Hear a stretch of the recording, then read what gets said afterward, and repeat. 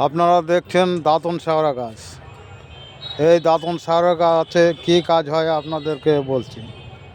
এই দাঁতন শেওড়া গাছে বশীকরণ কাজ হয়। এই দাঁতন শেওড়া গাছে বশীকরণ কাজ হয়। বশীকরণ করতে গেলে আপনাকে এই গাছটাকে 3 দিন সন্ধ্যা দিতে হবে, 3 দিন ধূপ ধুনো দিতে হবে। 3 দিনের দিন 3 দিনের দিন আপনারা ধূপ ধুনো দিয়ে আপনারা যখন রাত 11টা কিংবা 12টার আগে এই গাছটাকে তুলতে হবে। তুলে ভালো করে গঙ্গা জল দিয়ে ধুয়ে এই গাছটার শিকড় হাতে ধারণ করতে হবে। হাতে ধারণ করলে আপনার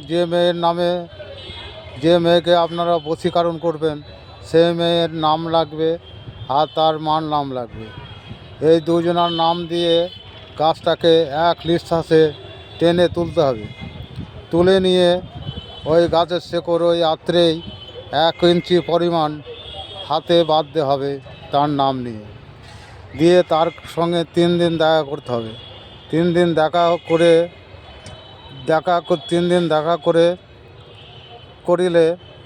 দেখা করিলে সে মেয়ে বশীভূত হয়ে যাবে তোমার।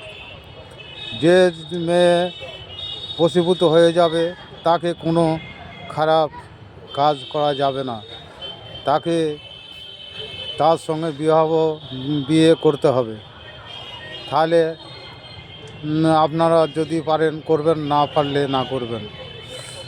এই গাছে এত ক্ষমতা যে আপনারা বশীকরণ করে তাকে যা খুশি করবেন, এটা করবেন না। এতে করলে আপনারা পাপে ভোগে মরবেন। ইতি ওয়াজেদ শাহ